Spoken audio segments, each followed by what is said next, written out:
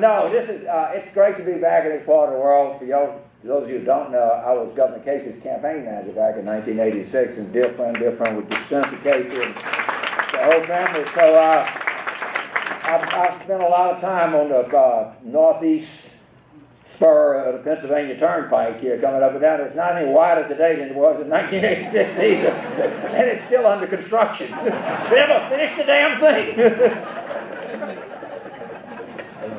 Geez, that's how long has that been? 27 years and it's still working on the thing. Huh? Wow. I came up from Philadelphia today. But it is, and after spending a week in Pennsylvania, I want to describe Pennsylvania as Philadelphia and Pittsburgh and Alabama in the middle.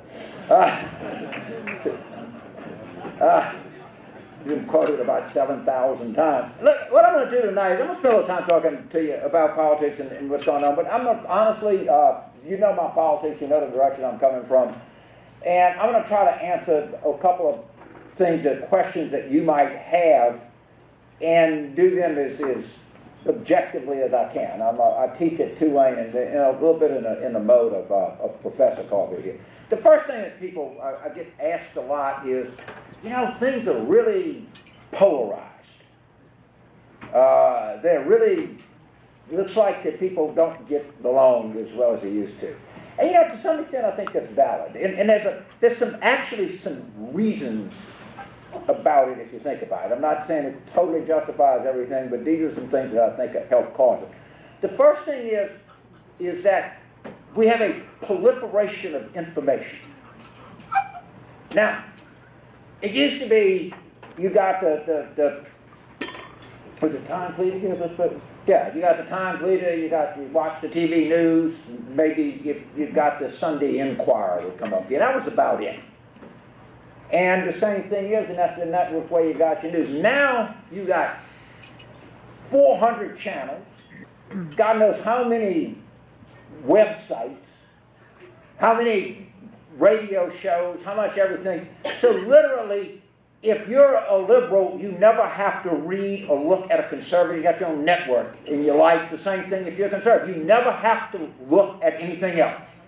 And so your whole life becomes about validation. There are people that are willing to tell you that everything that you have always thought is exactly right. And you can spend your time being told that. See, I knew I was right. That guy's just telling me already I'm right.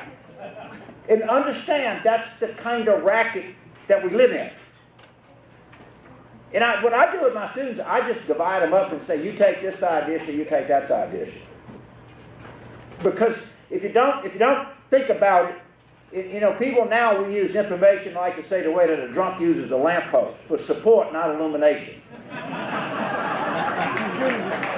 Think of yourself in your own life when you're doing something. Are you really trying to find out what's going on? Or are you really trying to find out that you were right from the get-go? And we all have that tendency.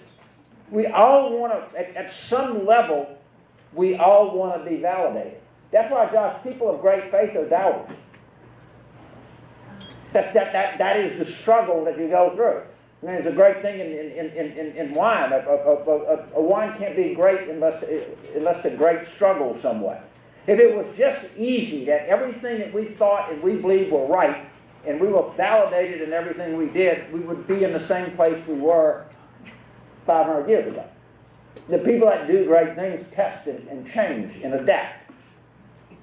And things do that. The second thing that causes it is, and this is part of it, is where we live. If you want to do something interesting, is when you get home tonight, Google 2012 presidential election returns by county. And you will look at that map and you will go, my God, Romney must have won the election big. It's impossible that Obama won. It looks like a sea of red. It looks like a sea of red. Why? Because by and large, all the Democrats live in the cities and the Republicans live in the rural areas. I want you to think about this. This is a stunning statistic. in 3 counties, Broward County, Florida, Philadelphia County, Pennsylvania, and Cuyahoga County, Ohio. If it would have been 50-50 in those 3 counties, Romney would be president. 3 counties. That's because that's how much of an effect. So what happens is, if you're a congressman, and all the people in your district are all your party, and your great fear is that not that you're going to lose to a guy from the other party, but you're going to lose to somebody in your own party. So the last thing you want to do is be caught not being Republican enough or Democratic enough, because you're not going to get beat. If you're the congressman from Philadelphia, no Republican is going to beat you. No way. Yet, if you're the congressman from the T, no Democrat's going to beat you. So that's going to lead you, and there are more people in the Congress today that are afraid of losing a primary in a general than any other time. So actually, if you will, there's kind of a reason for it. I'm not saying it's right or wrong, but I'm saying as you go through that. And so if in fact you want to do this, you have to challenge yourself and challenge people around you. And again, the easiest thing in the world to do is to be validated. The hardest thing in the world to do is sort of question. And, question yourself where you are. Now, because it's the nature of politics and everybody wants to know the same thing, what's going to happen in 2016? Is Hillary going to run? Just, why? Because we just one goal, we get through with one presidential election and we start talking about the next one. It's like Louisiana. We're eating one meal and we're talking about we're eating lunch and we're talking about what we're going to have at night. Oh yeah, we're going to have this, This is kind of the way it is.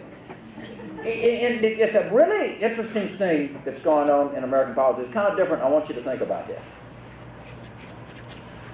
Trust me, I'm right on this. From 1944 to 2012, the Republicans at the beginning of the cycle have had an obvious front runner, and every time, that front runner has won. The only possible exception is somebody from right around here. It was in 1964 when old man Scranton was running against Goldwater. But my Republican friends tells me that the base of the party had moved south and west already. So Goldwater was really out. It's always the old white guy. It's evidenced by John McCain.